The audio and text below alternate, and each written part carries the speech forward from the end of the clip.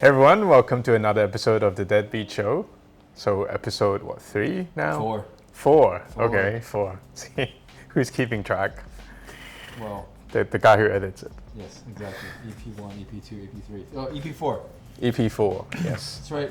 Before we start, I think we should address some comments we've been receiving on our YouTube channel. Yes. So I've got them over here. First one is, this is actually my favorite one. From Joe Mama P2Y.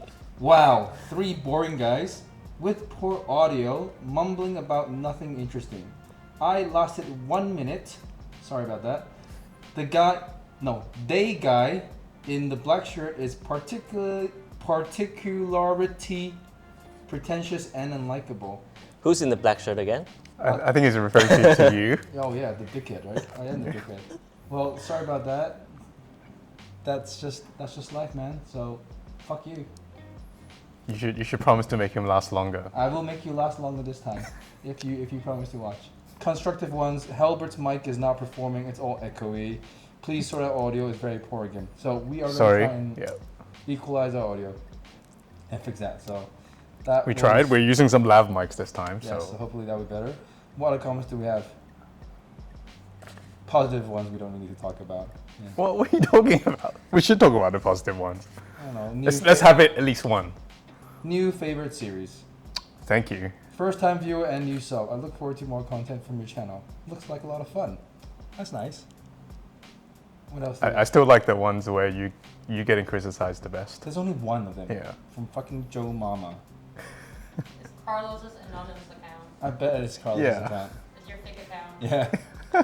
Got discovered. Yeah. Now I need to create another one. Show me your YouTube account. I want to see what's your username.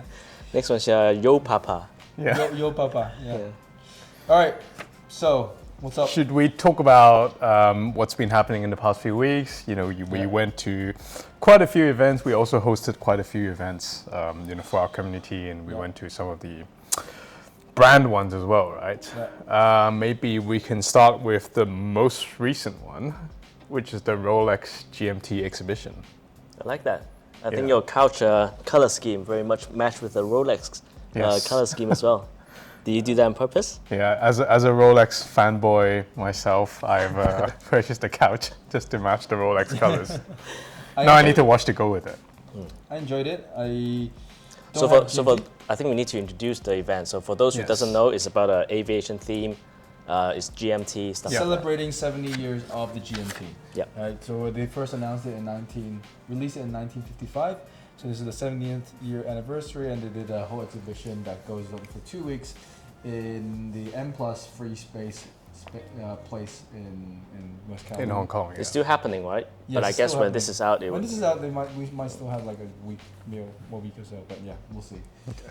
No, but more importantly, we were at the evening where it was co-hosted by Rolex and Tatler. Yeah. And you were one of the speakers for the fireside chat, talking about, stories behind the Rolex GMT. How was that for you? I enjoyed it. To be honest, as you guys know, I am not the most knowledgeable about Rolex, so I was actually quite surprised people actually wanted to listen to me talk. But I think it was enjoyable. I think people loved sharing the response from the audience. Normally you go to these, sometimes you go to these corporate events and people go there and go, Q&A, you have any questions? And people go radio silent and there's no response. But the whole evening was very interactive. People loved to share, and it felt really organic. And I think maybe because Rolex is such a brand that makes people have emotions, particularly in Hong Kong, because it's a lot of times it's your granddad used to have one or your dad used to have one, and then they would pass on to you, and there's a lot more personal stories attached to that, and then I think that makes that more genuine. Yeah, I think in general, Rolex tends to be seen as a symbol of success, right? And naturally, people will have, more stories tied in with those watches compared to other brands, perhaps. Yeah, people tend to buy Rolex to celebrate a big event. So big events, memories, that means. Yeah. Yeah. So which memory, which sharing did you guys enjoy the most at the night? Do you guys remember?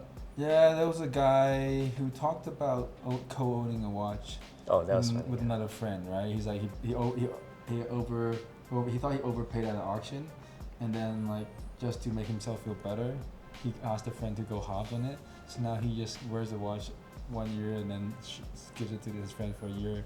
And I'm like, during that year, you really shouldn't piss off your friend, because if your friend next year is like, yeah, fuck you, I'm not gonna give you back the watch. Yeah. That's a situation you're in with Sylvain Pinot. Yeah. My Sylvain Pinot, yes, I have a friend that we co-own both pieces, but we have both pieces, right? So worst comes to worst, if I split up with him, then at least I still have one watch. But they're sharing one watch, so it's a bit different. But yeah. So you have collateral. Exactly, I have collateral. You have a hostage. Yeah. Right. Yeah, but I think, going back to the exhibition itself, right? I think it's quite impressive in terms of the show that they put together. I quite liked the. I think up top they have like a huge ring, which is made of the Pepsi bezel. Yeah. I thought that was quite cool, and they managed to fit like a model plane inside the exhibition. Some historic pieces as well. Yeah. So let's talk about some of the events that we have done in the past few weeks. One of them was with AHA. Alternative Horological Alliance. Okay, so that's the 5 brands: J.N. Shapiro, Fleming, Ming, Fears, and Messina Lab. Basically, 5 superhero formed a superhero alliance together, just like the Avengers. It's like the Avengers. So 4 out of the 5 of them came to Hong Kong. So we only didn't manage to see Messina Lab. Yeah. I wasn't there. So how was the event like? Had fun? Yeah, I like it. Saw a lot of cool watches. Yeah. Not watches that you normally see in Hong Kong. Yeah. See some very intricate J.N. Shapiro guilloches. That was nice for me. Yeah, and I think people appreciated, having the hands-on time with these watches as well, right? Because they're not things that you can, readily see in Hong Kong. Yeah. Exactly. Yeah. Maybe tell us what your favorite one is from the event. My favorite one was probably the monoblock Tantalum Ming. That was very small, very easy to wear, and I like that it doesn't have a bezel. My favorite is probably the Fears Arnos, so the new rectangular, Fears model that has a circular dial in the middle. I think it's a great price point for someone looking for like a shaped watch. I like that one as well, especially because on the back it's curved, so it sits very comfortably on your wrist. Yeah. And then next up, after the AHA event, we also then had an MB&F event, right? Yeah, we had the MB&F team come to Hong Kong and show some of the watches to our members. Yeah. Pretty amazing, because as you said, you don't get to see these watches in Hong Kong, and now Hong Kong doesn't have a retailer. So yeah, MB&F comes, every now and then they bring the watches. So got to see the sequential, the perpetual evos, the flying T. That was nice. And that's my favorite. The smaller one, right? What's your favorite amongst those? The flying T is pretty nice. I like that. It's very wearable. That's a small one, right? The small 38 one, millimeters. The Onyx style. That almost looks like a vintage style kind of watch. Yeah. Black and gold is always a very powerful combination. At the event, they didn't bring the SP1, but the night before, I actually got to see it at a tribe dinner. What do you think? I don't know. It feels like not as MB&F as the other MB&F watches, but maybe that's the whole point of the SP projects and special projects, so that they can do something that's not entirely in the same design language. Yeah, and they say that the special projects line is supposed to be like not having a consistent look in terms of them being able to do like a different style every time when they bring out a new SP. So maybe we'll see like a very dramatically different one. Maybe for SP2. Yeah, for me, I haven't seen the thing in person, but if I put it on, it would probably reminds me too much that I don't have any chest, not chest hair. Any arm hair. Any arm hair, yeah. Any arm hair, yeah. So it would be like a salmon dial then. Yeah. And then, in terms of events, we have Zeitwinkel and Maison Alcée coming. So Zeitwinkel is also another brand that we retail for, but pretty exciting because next week they're going to be coming to Hong Kong, I think, the first time? Maybe. Well, by the time the episode is out, it would have passed. Okay, yeah. So thanks for coming to the. Thanks for coming, and hope you enjoyed it. Yeah. But also, Maison Alcée, GPHG winner as well.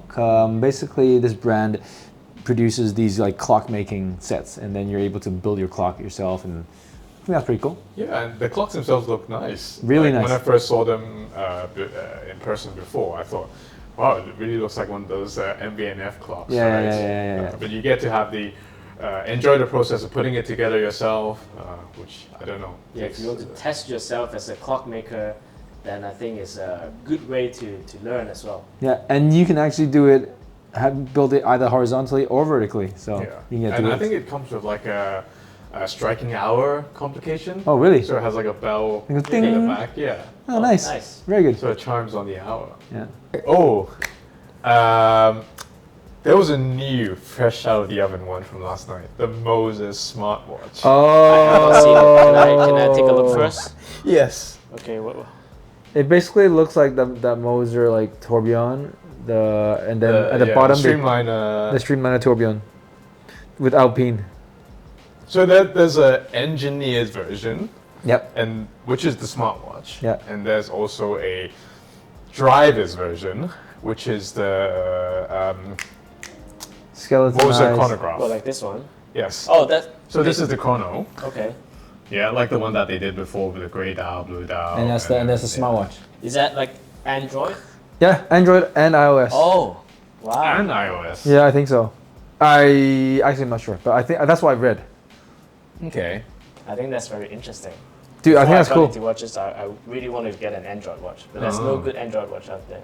So I read the press release briefly, and they said that the smartwatch has a 1 year power reserve for time telling only. But I guess the other functions you have to charge. Just a 1 year battery then. Yeah, for the time. Well, you need to charge your watch, right? Wait, Yeah. but wait. 1 year for the time, but then what's the display? Like the light on the watch? No, the watch will No. know the time, but you won't. No, but it's a dial. It's a normal dial. No, it's not a yeah, screen. but there's a screen on the bottom, right? Yeah. Yeah, So so- that will be off. Oh, so you could like. So you're only looking at the time at the top. So the time at the top is physical. 1 year only. It's Yeah. mechanical.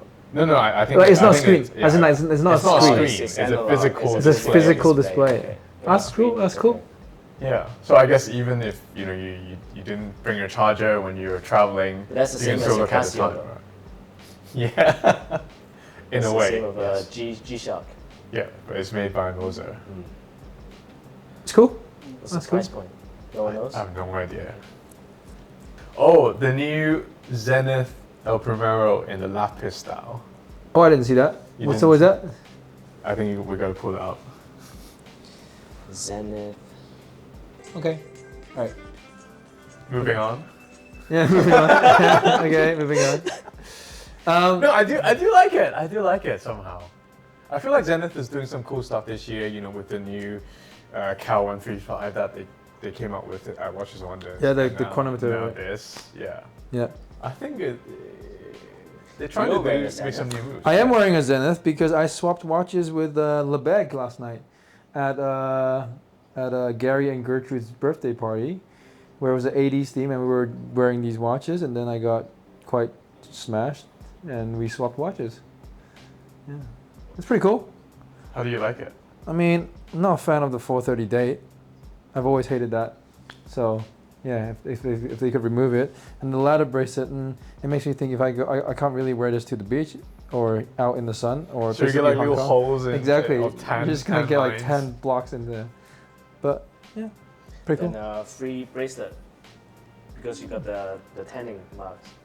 It's like Sorry, that's a Nangek. it's like you've got a. It's not your bracelet because like underneath the watch it doesn't work. The new brigade tradition. Oh yeah. Dude, expensive. How much? How much is it? I think I saw it was like 50,000 or something. But so okay, 40,000. so this one, maybe for those who don't know, right? It has a brigade gold case Okay. made in a smaller dimension compared to the contemporary line. I Mhm. think it's like what, 37 or 38, Okay. around that. And it has that guilloche dial, or guilloche enamel dial, Mhm. where you can see the guilloche patterns underneath the blue enamel. Yep. But you can get a 7027, which is also a smaller case. At a fraction of the price. at like 1/5 of the price. Yeah, But it doesn't have the enamel. It doesn't have the brigade gold. the brigade gold. Yeah. I'm a little bit confused because, like, they brought out the subscription piece, you know, with the new style of case, with the new lugs, which I thought was really cool. And then, like, the traditional, they went back to their old case, you know, with the coin edge bezel, the coin edge case, and the straight lugs.